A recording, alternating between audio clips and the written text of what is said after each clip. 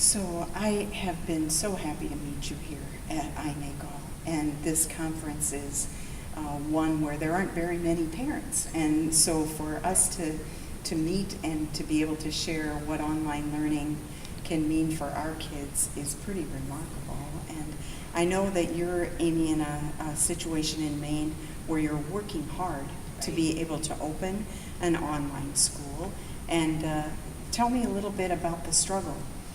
So Maine passed a charter school law in 2011, and I had been excited because I hoped that we would get a virtual option for Maine students so that we could have a choice. Maine's charter law only allows for 10 schools to open in the first 10 years.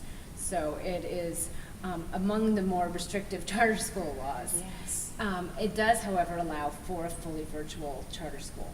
Okay. So we put an application in the first cycle, which we ended up withdrawing as the commission did not have any basis for reviewing it. They had no training in virtual schools, and they really didn't feel that they could make an educated decision on what to do, and rather than have them deny us for no reason, we pulled the application.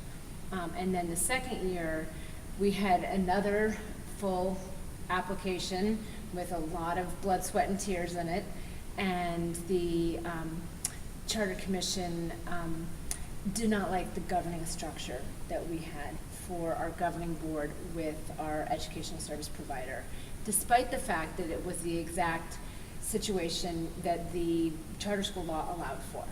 So we followed the letter of the law, but the commission said that may be the law, but that's not what we want out of a virtual school. So now we're on our third application. We have a lot of families who want this option. Unfortunately, this cycle they're limiting us to grades 7 to 12, which we're disappointed with that decision, but we're going to work with it because we're confident if we get our school up and running, we can get that decision changed. We're showing them that there's nothing to be afraid of. Yes. That we are a strong governing board, that we have a competent head of school, and there's a lot of misinformation about virtual schools that is generalized to all virtual schools. Where did this passion come for you that you wanted to be sure that the school is part of Maine's school system? Well, I didn't expect to find myself in a situation where public schools didn't work for either of my kids. My husband and I both really felt, we live in a district where the public schools are highly regarded, and yet my kids didn't fit in the lockstep progression that was going on in school. So we found by the end of 6th grade, after a couple years of really worrying about her placement, that our older daughter had really checked out of school mentally. And we knew we needed to find another option for her. But we didn't have a lot of options. And the local private schools were out of reach financially. So we ended up turning to an online private school. And so she goes to an online school, and we pay for that out of pocket.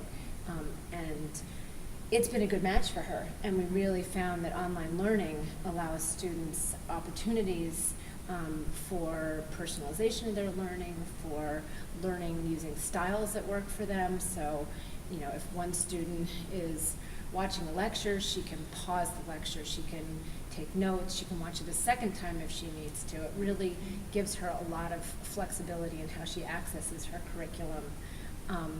So it's really been an eye-opener being involved with her online education, and made me that much more passionate to have other families who need an online option or any option right now, because most students in Maine only have their public school as an option. Maine is an exceptionally rural state, and so while there are pockets that have private and parochial schools available, there are large parts of the state that don't have any option. So, in the spirit of the charter school law is to give students alternative learning environments. Yes. And online learning is a great alternative learning environment for a lot of students. It certainly is, and we're seeing here at this international meeting that there are, I believe, over 2,300 people here, mostly educators and administrators who are sold on the idea of online and looking at how to do it even better. Right. I'm interested in your reaction to being with this community of believers.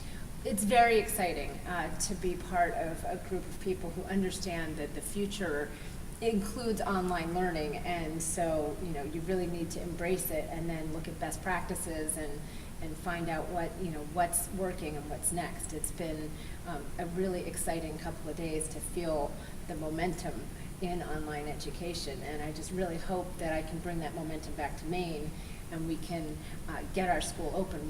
We're only allowed to start with 300 students, so it's a drop in the bucket, but it gives us a chance to really pioneer the idea in our state. It certainly does. It certainly does. So if a parent is in your situation where they're hoping for an educational option such as online that is not currently available for them, what would you say to them?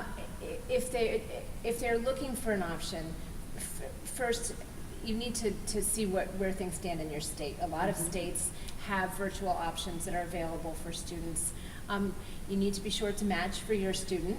Online learning is wonderful and works for many students, but we don't want to say it works for every student because it does require some skill sets of self-direction and that are really important life lessons too. But I would encourage people who don't have a virtual school and are looking for that option to seek out people in your community who are putting that together, because I think most states that don't have a virtual school have families who are looking for that. And if your state doesn't have a charter school law, that's one place to start. If you're in Maine, contact me, and we will put you on a list, and if you want to be put to work, we've always got some things to do to help get our application along. And any interested families in Maine, we will be having a public hearing sometime late winter where we really need all interested families to come and support us. Even if you have kids in kindergarten, it's important that we get the doors open, and then we'll work on expanding the school, because the governing board feels strongly we want this option for all Maine students, not just students from 7 to 12. Once some students hit 7th grade, a lot of them have lost a lot of time, and they've lost a lot of their enthusiasm for learning, and we want to get them as quick as we can when they need that alternative environment. Well, your passion for bringing this way of learning to your home state is really remarkable, Amy. Well, thank you. And I'm confident that you're going to get it done. Thank you very much. You bet.